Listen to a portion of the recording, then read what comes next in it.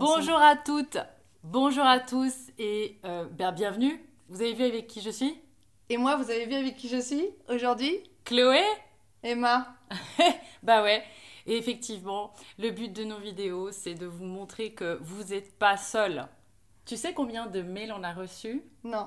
Mais plus de 1000 emails en quelques jours. Et alors, t'as quelqu'un qui gère tout ça? Alors, on a Pascal qui gère tout ça, Oui, mais les merci amis, Pascal. on va s'occuper de vous. Continuez à nous écrire. La preuve en est, Chloé, elle arrive à suivre, mais c'est dingue. Nous, de notre côté, on arrive à suivre, mais c'est dingue aussi. Et c'est grâce à tous vos partages sur tes vidéos, sur ma plateforme. Donc, Chloé F sur YouTube et Emma Emma Cruzy, Cruzy sur YouTube aussi et sur Facebook. Oui, Et du coup, on le paye cher, hein, n'est-ce pas? oui, on le paye Parce cher. qu'aujourd'hui, on a une journaliste qui nous a appelés. Oui, alors, avant de commencer cette vidéo, les amis, aujourd'hui, ça va être court. On va faire pas trop long. Chloé a des chiffres à vous donner, mais effectivement, ce matin, on a reçu un appel Du temps. Le du temps. journal Le Temps. Il était temps. Il était temps. Et en fait, ils voulaient faire un article, ils veulent faire un article qui va normalement paraître ce soir sur les complotistes. Mm. Donc ça y est, on a Voilà. l'étiquette complotiste, malgré qu'on n'annonce que des chiffres officiels, des chiffres qu'on peut retrouver dans les sources qu'on vous donne. Donc on verra ce qui se passe, on verra comment nous serons dépeintes ce soir, mais on fait petite dédicace spéciale pour les journalistes, les personnes du temps qui veulent nous mettre au pilori, nous disqualifier. Nous Donc brûler sur nous la place brûler, publique au Bourg-de-Faux. Bon, c'est ça. pour une petite parenthèse, j'ai refusé de participer à cette interview. Par contre, j'ai effectivement précisé que je serais ravie de participer à des directs, évidemment. Chloé, Pareil. pareil. Je ne cautionne pas ma présence dans un média qui a des conflits d'intérêts, ce Exactement. qui est le cas Du temps. du temps. Bref, revenons à nos moutons. Chloé, tu as des chiffres aujourd'hui sur les dégâts officiels, hein, parce que nous, on prend des sources officielles sur Covid. Alors aujourd'hui, on est à 269 000 morts du Covid, sachant qu'une grippe saisonnière, je le rappelle, a des chiffres situés entre 290 000 et 650 000, en tout cas c'est l'OMS qui le dit, morts depuis 2017. Avant, le seuil était plus bas. En Suisse, on est à 1526 morts.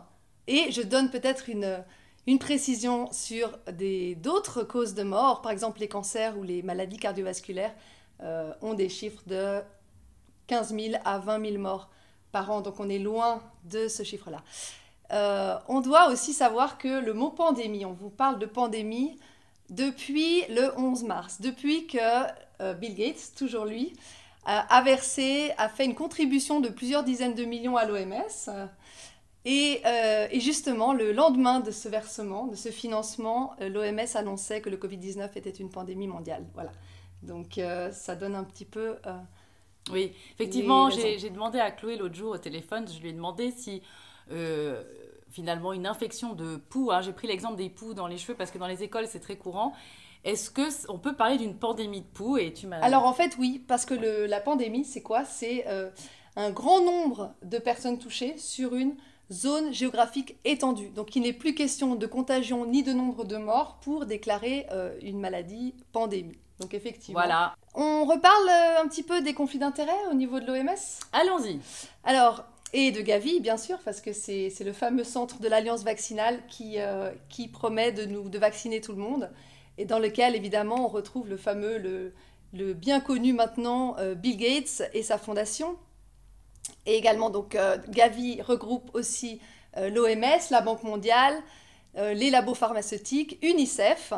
Et puis, ben, du coup, tout ce petit monde s'allie à l'alliance également qui s'appelle ID 2020, donc qui veut dire identification digitale, donc pour nous mettre une identification sur le corps, cette fois, de nouveau, on y retrouve Bill Gates avec Microsoft, la Fondation Rockefeller, Accenture, qui est une société de conseil en technologie, IDEO, qui est une société de design et d'innovation. Bon, ça fait déjà un joli petit monde. Effectivement, vous pouvez y retrouver la vidéo de Chloé sur Chloé F. Elle a bien expliqué tous ces liens, en fait, parce qu'on s'est rendu compte aussi qu'il y a beaucoup de gens qui, finalement, nous disent, mais en fait, quel est le lien entre Bill Gates et l'OMS? Quel est le lien entre Bill Gates et Gavi? Quel est le lien entre l'UNICEF et puis l'OMS?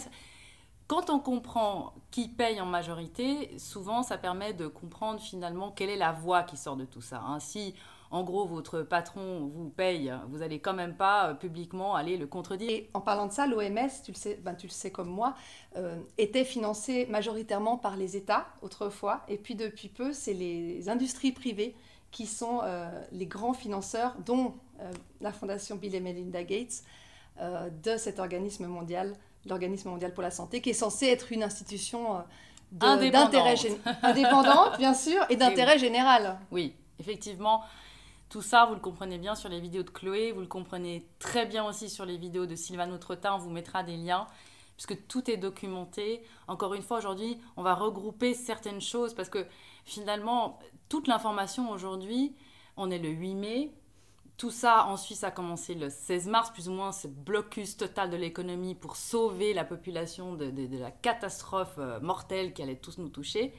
Et finalement, les données, elles sont là. Vous les avez, je pense, pour la grande majorité d'entre vous, vues, lues, entendues. Pour ceux qui n'ont pas encore lu toutes ces données officielles, encore une fois, reportez-vous au lien qu'on va vous mettre dans cette vidéo, tout est là. Et je rappelle aussi que depuis le 17 mars, les cas de mort de grippe saisonnière ne sont plus comptabilisés en Suisse par l'OFSP. Effectivement, on en a parlé aussi dans d'autres vidéos. De nouveau, Chloé, elle insiste là-dessus, mais c'est la base de tout. C'est-à-dire qu'on n'a aujourd'hui aucune idée du nombre de morts de grippe saisonnière à partir de la mi-mars. On ne sait pas ce qui s'est passé, et dans le monde non plus. Alors effectivement, toutes ces données-là, il faut comprendre. C'est pas juste de prendre un chiffre qu'on nous met comme ça dans la poire et puis se dire, ah ben là, oui, alors effectivement, c'est la catastrophe, c'est grave. Il y a des choses très graves, ça fait des années, depuis que l'homme existe, l'être humain est sur Terre, qui meurt de causes.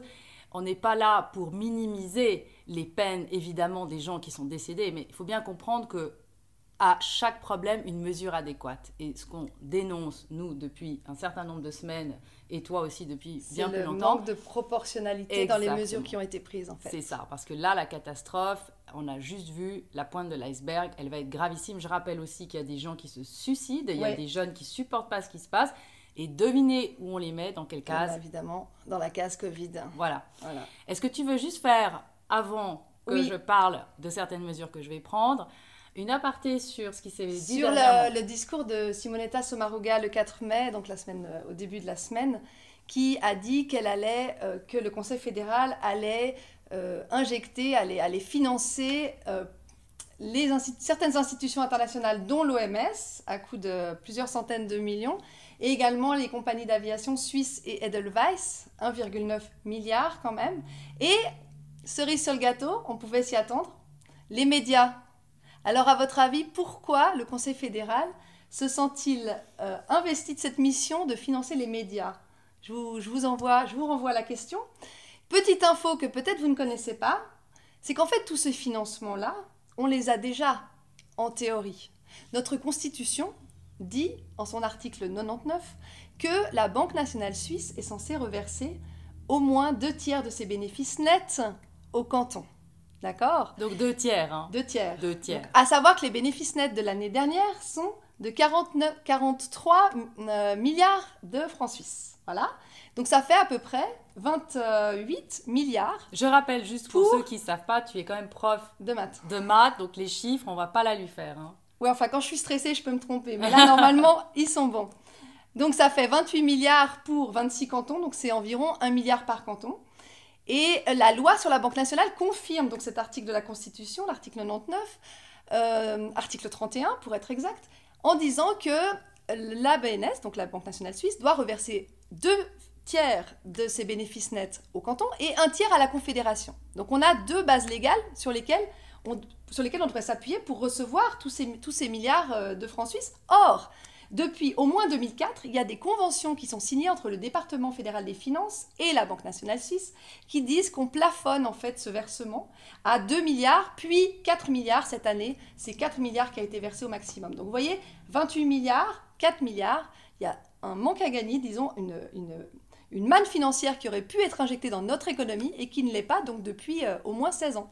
Effectivement, on l'a compris, la Suisse n'a plus d'argent. La Suisse a les poches vides, ne peut plus aider les entrepreneurs, ni les artisans, ni les indépendants. Merci Chloé pour tes chiffres.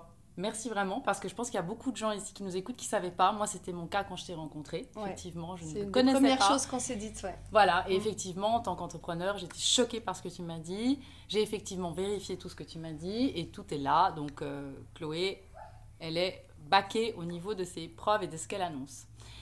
Maintenant, si tu me permets, À toi.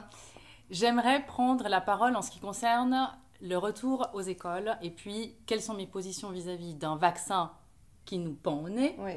des tests, des masques, etc. Comme je l'ai dit dans une autre vidéo, alors effectivement, on peut avoir plusieurs émotions quand on pense à tout ça. On peut ressentir de la colère. Moi, il est clair que la colère m'a complètement poussée aussi à prendre position parce qu'il y a un moment où on peut vivre jusqu'à maintenant sa vie avec ses idées, selon ses sources d'information et ce qu'on en fait. Et puis maintenant, ce qui se passe, c'est que comme je l'ai dit dans une autre vidéo, on nous a tellement mis la peur dans la figure, on nous a tellement mis ça va pas, ça va pas. Donc je parle de tous ces phénomènes-là dans d'autres vidéos, qu'on se retrouve avec des gens maintenant qui se disent mais en fait le seul remède, la seule échappée à tout ça, c'est un vaccin. Moi, ça fait plus de 10 ans que j'étudie les vaccins. Et puis, dans cette vidéo, je vais vous mettre un lien que vous pourrez aller voir sur un lien de CDC, donc aux États-Unis, avec toute la cuisine, donc tous les ingrédients qu'il y a dans les vaccins. Donc, vous avez tous les vaccins. Et puis, tout ce qu'il y a dans chaque vaccin. Je vous invite à regarder ce qui se passe. Et puis, pour juste vous rendiez compte du scandale, en fait. Mais ça fait des décennies. Donc, moi, je fais un hommage aujourd'hui aussi à Sylvie Simon, qui n'est plus de ce monde, Ouais. mais qui a été pour Et Claire moi... Sévrac aussi. Oui, effectivement. Des lanceuses d'alerte plein d'autres. remarquables. Mais c'est Qui ont vrai laissé que leur, grâce à ces femmes-là, oui. j'ai pu m'informer. Ce sont des femmes qui ont consacré leur vie pour faire éclater la vérité et parler des scandales. Le formaldéhyde, rien que pour parler de cet adjuvant-là, il a été interdit dans les cols qu'on utilisait pour certains meubles, puisque apparemment, les vapeurs de ces cols-là étaient très nocives pour la santé. Ouais. Il se trouve, les amis, que vous verrez dans le lien que je vous ai mis sur le CDC. Le CDC, donc c'est Center of Disease Control, c'est le Oui. centre de contrôle des maladies des États-Unis. Ouais. Effectivement, la plupart des vaccins sont bourrés de formaldéhyde. Évidemment, mercure à des doses complètement dingues, alors que c'est légiféré sur les doses dans l'eau ou dans peu importe quel produit qu'on utilise et qu'on consomme tous les jours. Mais par contre, ce qui se passe, c'est que Et dans l'aluminium aussi. l'aluminium, juste pour évidemment, préciser que les vaccins pour les animaux en sont exempts. Disons que c'est interdit de mettre de l'aluminium dans les vaccins pour les animaux. tous ces neurotoxiques, tous ces métaux lourds, ça fait des décennies qu'on les injecte dans les corps de vos enfants en vous faisant croire que vous allez les sauver et encore mieux sauver la population. Je vous invite à vous renseigner là-dessus, vous allez avoir des liens, on va vous mettre des liens concrets, mais tout existe depuis des décennies. C'est ni Chloé ni moi qui inventons ça. Non. Simplement que moi, je peux parler en toute connaissance de cause, puisqu'effectivement, je fais partie de ces gens-là qui ont été informés. J'ai décidé de ne pas vacciner ma fille. Je rappelle qu'en Suisse, aucun vaccin, y compris la diphtérie, qui était le dernier obligatoire, ne le sont plus. Et on met encore la trouille aux gens en leur faisant croire que s'ils n'ont pas le carnet de vaccination, eh bien, les enfants ne pourront plus aller à l'école et tout ce qui s'ensuit. Je rappelle que quand ma fille avait 2 ans et demi, j'ai reçu un courrier de l'État qui me demandait son carnet de vaccination. Et comment as-tu réagi justement ? Alors, j'ai répondu à ce courrier que je serais volontiers à leur envoyer le carnet de vaccination de ma fille, mais qu'il était vierge. Et puis que je le remplissais avec grand plaisir chez un pédiatre, mais que j'attendais juste le nom de la personne à l'État responsable en cas de problème, en cas d'effet secondaire, et puis qu'à partir du moment où j'avais des coordonnées et une décharge absolue, c'est-à-dire je voulais un responsable en cas de souci, eh bien, ils m'ont répondu, Chloé, que voilà, écoutez, mon dossier était classé et puis qu'ils me souhaitaient tout de bon. Enfin, ceci dit... Et du coup, tu as pu inscrire ta fille ? Mais bien sûr, voilà. Mais bien sûr. Vous savez, il y a aussi une chose qu'on ne vous dit pas, c'est que le fait que M. Gates et tant d'autres ne vaccinent pas leurs enfants est un secret de polichinelle. Évidemment, il y aura toujours les débunkers qui vont dire oui, c'est pas vrai. C'est vrai. Ouais. Il y a une étude qui a été faite aussi aux États-Unis qui montre bien que plus les gens sont dans des quartiers favorisés et moins ils vaccinent leurs enfants, d'accord ? Donc c'est un peu le même principe que quand on parle de la Silicon Valley, où ceux qui créent en fait tous ces logiciels et apps... Comme Steve Jobs ne donnait pas de tablette à ses enfants. Voilà, mais c'est normal, oui. On sait, c'est du bon sens, c'est juste du bon sens, donc renseignez-vous sur ce qu'il y a dans les vaccins, et à partir de là, probablement Chloé, qu'on va amplifier ça, c'est-à-dire qu'aujourd'hui les gens ont l'opportunité unique de se renseigner et de dire, mais finalement, j'ai le choix Mais c'est ça en de fait. dire non. Ce qu'on revendique, nous, c'est pas d'être anti-vaccin à tout prix, c'est de donner la liberté vaccinale, la liberté de choix dans tout ce que vous entreprenez. Absolument. Il faut déjà s'informer et être formé, puisque quand on sait, on est libre. Exactement. Les menottes, ça commence par l'ignorance et la manipulation. Effectivement, on a parlé aussi des masques. Alors aujourd'hui, je maintiens et je réitère mon message. Je ne porterai pas de masque comme je n'en portais pas dans les autres années. Quand j'avais la grippe, je restais chez moi, je me soignais, mais c'est du bon sens encore une fois. Se laver les mains, je pense que vous n'êtes pas des enfants. On n'a pas besoin de vous rappeler ce genre de choses-là.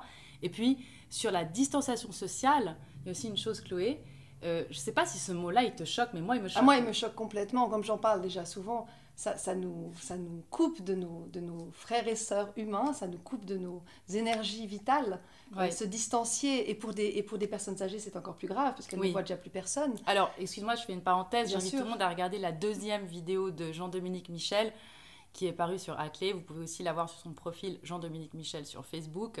Parle bien de ces phénomènes-là. Ouais. Hein, on sait que dans les cas de personnes âgées, pratiquement la guérison à n'importe quoi est à 50% due au lien social, voilà, en fait, l'environnement au contact social de qualité de Ouais. ces personnes-là. Et ça, mais Bien encore sûr. une fois, ça fait des années, on le sait. Et maintenant, ça semble évident pour tout le monde de raser les murs. Ouais. Moi, j'ai quand même vu des gens se boucher le nez et courir sur le trottoir d'en face. Alors, ça, j'ai pas vu, moi. chacun son rythme, les amis. Si vous êtes encore en panique, vous avez le droit. Vous avez le droit d'être en panique si vous le sentez comme ça. Mais sachez que c'est OK. C'est OK.